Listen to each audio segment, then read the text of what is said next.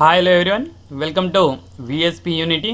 So మన ఛానల్లో sixth సెమ్కి సంబంధించిన analytical solid geometry or analytical solid జామెట్రీతో పాటు న్యూమరికల్ అనాలిసిస్ పేపర్ని డిస్కస్ చేస్తున్నాం. ఇక్కడ అనలిటికల్ సాలిడ్ జామెట్రీలో నెక్స్ట్ క్లాస్ని చూద్దాం. లాస్ట్ క్లాస్లో కూడా మనం ఇలాంటి ప్రాబ్లమ్ని డిస్కస్ చేసాం. ఇప్పుడు కూడా అలాంటి ప్రాబ్లమ్ని డిస్కస్ చేయబోతున్నాం. ఏంటి ఆ ప్రాబ్లం అంటే, ఇక్కడ ఒక లైన్ ఈక్వేషన్, ఒక స్పియర్ ఈక్వేషన్ ఇస్తాడు. ఈ స్పియర్ని లైన్ కట్ చేస్తే పాయింట్ ఆఫ్ ఇంటర్సెక్షన్స్ ఏమవుతాయి, రెండు పాయింట్స్ ఉంటే ఆ పాయింట్ ఆఫ్ ఇంటర్సెక్షన్స్ ఏమవుతాయి అన్నది ఈ క్వశ్చన్ అనమాట. సో ప్రాబ్లంలోకి ఎంటర్ అయ్యే ముందు మన ఛానల్కి ఎవరైనా ఫస్ట్ టైం వచ్చిన వాళ్ళు ఉన్నట్లయితే సబ్స్క్రైబ్ చేసుకోవడం మాత్రం మర్చిపోకండి. వీడియోని ఎండ్ వరకు చూడండి, లాస్ట్ వీడియోని కూడా చూడండి. ఆ ప్రాబ్లం కూడా చాలా ఇంపార్టెంట్. ఇలాంటి టూ ప్రాబ్లమ్స్ ఎందుకు చెప్తున్నానంటే, ఈ ప్రాబ్లమ్స్ చాలా ఇంపార్టెంట్ అండి మనకు ఎగ్జామ్ పాయింట్ ఆఫ్ వ్యూలో. షార్ట్ క్వశ్చన్ అయినా లాంగ్ క్వశ్చన్ అయినా వచ్చే అవకాశం ఉంది. ఇది లాస్ట్ టైం అడిగిన క్వశ్చన్. సో అందు గురించి ఈ ప్రాబ్లమ్ని మళ్ళీ మీకు ఇక్కడ ఎక్స్ప్లెయిన్ చేయాలనుకుంటున్నాను. సో చూద్దాం. సో కాన్సెప్ట్ ఏంటంటే, ఇక్కడ ఒక స్పియర్ ఈక్వేషన్ ఉంది, ఇక్కడ స్పియర్ ఉంది. ఈ స్పియర్ని ఒక లైన్ ఇలా కట్ చేస్తే ఇక 2 పాయింట్స్ దగ్గర ఇంటర్సెక్ట్ చేస్తుంది స్పియర్ని. ఈ 2 పాయింట్స్ ఫైండ్ అవుట్ చేయడమే మన టార్గెట్ అనమాట. అంటే ఈ లైన్ ఈక్వేషన్ తీసుకొచ్చి స్పియర్ ఈక్వేషన్లో సబ్స్టిట్యూట్ చేస్తే మనకు ఈ పాయింట్ ఆఫ్ ఇంటర్సెక్షన్స్ వస్తాయి. మరి లైన్ ఈక్వేషన్ స్పియర్ ఈక్వేషన్ ఏ విధంగా సబ్స్టిట్యూట్ చేస్తామన్నది మనకు ప్రాబ్లం అనమాట. ఓకేనా? సో చూద్దాం ఏ విధంగా చేయాలన్నది. ముందు లైన్ ఈక్వేషన్ని రాసుకుందాం. సొల్యూషన్లో ఫస్ట్ ఏం చేయాలి అంటే లైన్ ఈక్వేషన్ రాయాలి. లైన్ ఈక్వేషన్ ఏంటి అంటే 2x - 1 = y + 3 - z + 4. ఓకేనా? అంటే దీనికి ఒక ఆన్సర్ వస్తుంది. దీనికి వచ్చిన ఆన్సర్ ఏమైతే ఉంటుందో దీనికి వచ్చిన ఆన్సర్ అదే ఉంటుంది, దీనికి వచ్చిన ఆన్సర్ అదే ఉంటుంది అని దీని మీనింగ్. = అన్నాడంటే సో సేమ్ ఆన్సర్ వస్తుంది అంటుండే, ఆ సేమ్ ఆన్సర్ని టీ అనుకుందాం. సో ఇప్పుడు ఏమవుతుందంటే 2x - 1 = t, y + 3 = tనే, అండ్ -z + 4 కూడా t అవుతుంది. ఓకేనా? సో అంటే 2x = t + 1, then x = t + 1/2, and y = t - 3, z - t - 4. So z కావాలి కాబట్టి మైనస్తో మల్టిప్లై చేస్తే ఇది 4 - t అవుతుంది, రివర్స్ అవుతుంది మైనస్తో మల్టిప్లై చేస్తే. సో మనకి ఇక్కడ ఒక పాయింట్ వచ్చింది, ఏంటంటే ఇది xyz. సో xyz పాయింట్ ఏంటి అంటే t + 1/2 ఒకటి, ఇది x, y means t - 3, z means 4 - t. ఓకేనా? సో ఇది మనకు వచ్చిన పాయింట్ అనమాట. సో ఈ పాయింటే మనకి ఏమవుతుంది అంటే ఇక్కడ t వాల్యూ ఫైండ్ అవుట్ చేసి ఇందులో సబ్స్టిట్యూట్ చేస్తే మనకి ఏదైతే ఆన్సర్ వస్తుందో అదే మనకు కావాల్సిన రిక్వైర్డ్ పాయింట్స్ అనమాట. అంటే ఈ పాయింట్ని తీసుకొచ్చి ఈ స్పియర్ ఈక్వేషన్లో సబ్స్టిట్యూట్ చేస్తే మనకు t వాల్యూ వస్తుంది, 2 t వాల్యూస్ వస్తాయి, t = 2 వాల్యూస్ వస్తాయి. ఆ వచ్చిన 2 వాల్యూస్ని కనుక తీసుకొచ్చి ఇందులోనే సబ్స్టిట్యూట్ చేస్తే మనకు 2 పాయింట్స్ వస్తాయి. ఆ 2 పాయింట్సే మన point of intersection of line and sphere అవుతుంది. సో ఇది ఈ స్పియర్ ఈక్వేషన్లో సబ్స్టిట్యూట్ చేస్తే ఏమవుతుందో చూద్దాం. x² అన్నాడు. x² అంటే t + 1/2 2 ప్లస్ z² అన్నాడు. అంటే t - 3 2 y². Next z² means 4 - t (2) -6 × t + 1/2, next plus 8 × y means t - 3, plus -4 × z 4 - t, next plus 4 = 0. ఇది మనం అందులో సబ్స్టిట్యూట్ చేస్తే మనకు వచ్చిన ఈక్వేషన్. ఓకేనా? సో ఇది ఇందులో సబ్స్టిట్యూట్ చేసి వచ్చిన ఈక్వేషన్. సో ఇప్పుడు ఇది numerator square by denominator square అని రాయొచ్చు. అంటే ఈ విధంగా t + 1 2/4 అని రాయొచ్చు. ప్లస్ ఇది a - b (2) లాగా డివైడ్ చేస్తే t² - 6t + 9 అవుతుంది. a² + -2ab + b². సో ఇది 16 + t² - 8t అవుతుంది. సో ఇక్కడ 2 1s 2 3s క్యాన్సిల్ అవుతుంది. 3తో మల్టిప్లై చేస్తే మైనస్ ఉంది, -3t -+ -3, 8ని లోపల తీసుకెళ్తే 8t -8 3s 24, -16 -(+) + 4t plus 4 is equal to 0 అవుతుంది. ఓకేనా. సో ఇక్కడ నుంచి దీన్ని ఈ విధంగానే పెడదాం. ఇందులో ఏమన్నా అడిషన్లు సబ్ట్రాక్షన్లు ఉంటే వాటిని చేసే ప్రయత్నం చేద్దాం. ఓకేనా. సో ఇక్కడ అడిషన్లు సబ్ట్రాక్షన్లు చూసినట్లయితే ఇక్కడ -80 ప్లస్ 80 క్యాన్సల్, 80 క్యాన్సల్. టీ స్క్వేర్లు వచ్చేసి ఇక్కడ 2 ఉన్నాయి, 2t స్క్వేర్ అంటే t plus 1 whole square by 4 is plus 2t square. టీలు చూసినట్లయితే -60 -3t -90 -90 plus 4 -9 plus 4 -5t. Constants వచ్చేసి 9 plus 16 25, 25 minus 3 22, 22 minus 24 -2, -2 plus 4. Okay, -2 -16 -18 plus 4. So -14 వస్తుంది. -14 ఇజ్ ఈక్వల్ టు 0. ఇప్పుడు ఎల్సిఎం చేద్దాం. ఎల్సిఎం చేస్తే t plus 1 whole square plus 4 to the 8t square -10 sorry 5 4 the 20 no -20t -14 4 the 56 by 4 is equal to 0. 4 ఇక్కడ వస్తే 4 into 0 0 అవుతుంది. ఇది a plus B whole square లాగా divide చేస్తే మళ్ళీ t square plus 2t plus 1 plus 8t square -20t -56 is equal to 0. 0 into 4 0.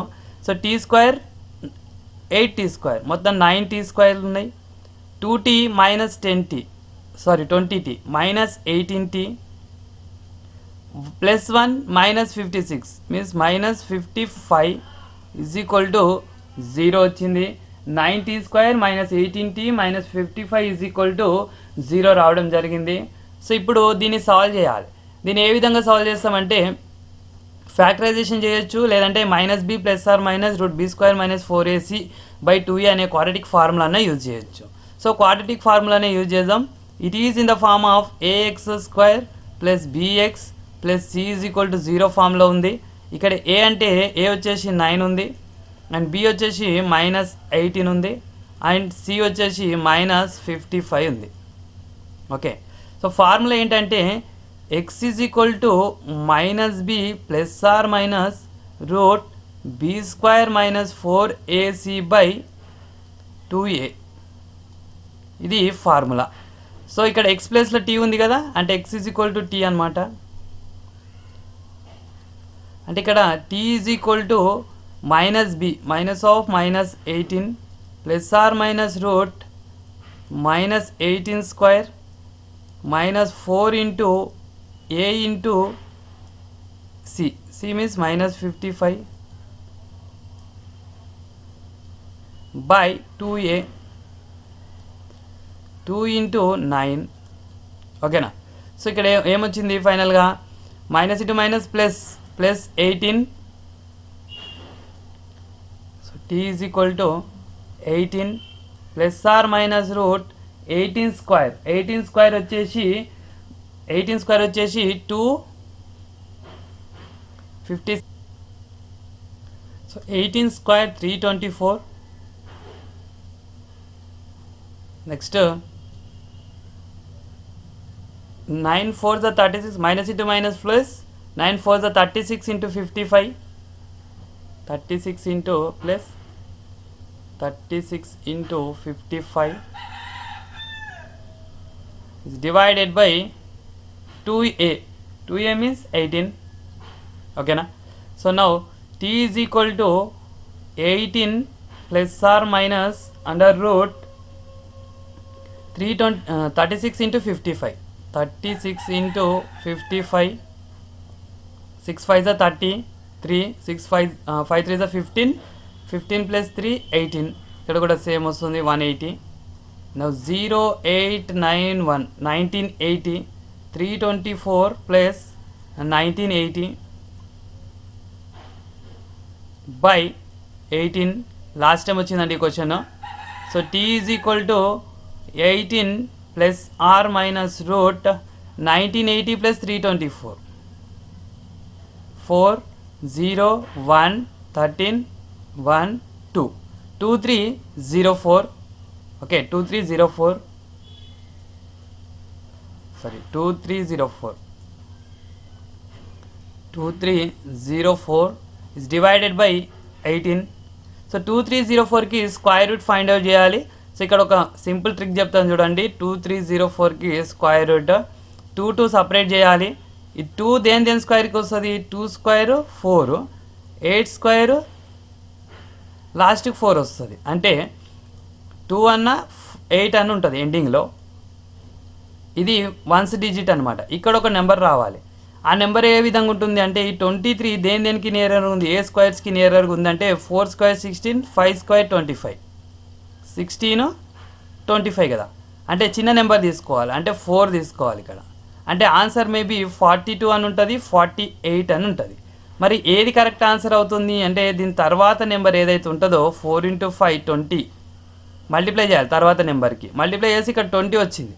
ఈ 20 కన్నా ఈ నెంబర్ అనేది పెద్దగా ఉంటే పెద్దది తీసుకోవాలి, చిన్నగా ఉంటే చిన్నది తీసుకోవాలి. 20 కన్నా 23 పెద్దది కాబట్టి 48. సో మన ఆన్సర్ వచ్చేసి ఇక్కడ 18 ± 48 డివైడెడ్ బై 18 అవుతుంది. ఓకేనా. సో నా ఇది t = ఇక్కడ t = 2 వాల్యూస్ ఉంటాయి. ఒకటి 18 + 48/18, ఇంకొకటి t = 18 - 48/18. 18 + 48 వచ్చేసి 66. ఓకేనా. 66/18. 6 3s are 18, 6 11s are. So t = 11/3. Next ఇంకొకటి t = -30/18. 6 3s are 18. Sorry okay 6 3s are 18, 6 5s are 30. So t = -5/3. ఓకేనా. సో t = మనకి ఇక్కడ 2 వాల్యూస్ వచ్చినాయి. ఈ వచ్చిన ఈ 2 వాల్యూస్ని తీసుకెళ్ళి మనం అక్కడ ఇంతకుముందు తీసుకున్న పాయింట్లో సబ్స్టిట్యూట్ చేయాలన్నమాట. ఫస్ట్ వాల్యూ సబ్స్టిట్యూట్ చేస్తే ఫస్ట్ పాయింట్ వస్తుంది, ఒక పాయింట్ వస్తుంది. సెకండ్ టీ వాల్యూ సబ్స్టిట్యూట్ చేస్తే ఇంకొక టీ వస్తుంది అనమాట. ఓకేనా. చూద్దాం. సో పాయింట్ ఏముండే మనకు XYZ = పాయింట్ ఏముండేని చూద్దాం.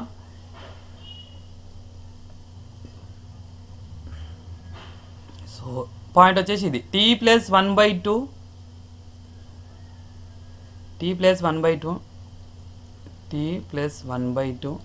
Next t - 3 4 - t. Okay t - 3 4 - t. So ఇందులో మనం ఇప్పుడు t = 11/3. t 11/3 అవుతే ఏమవుతుంది పాయింట్ చూద్దాం. సో 11/3 + 1/2 11/3 - 3 4 - 11/3. ఇది ఫస్ట్ పాయింట్. సింప్లిఫై చేస్తే మనకి ఏదైతే ఆన్సర్ వస్తుందో అది మన ఫస్ట్ పాయింట్ అవుతుంది. సో సింప్లిఫై చేద్దాం.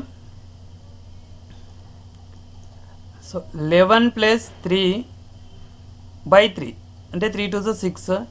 ఎల్సిఎం చేస్తున్నాం. 11 - 9/3 12 - 11/3.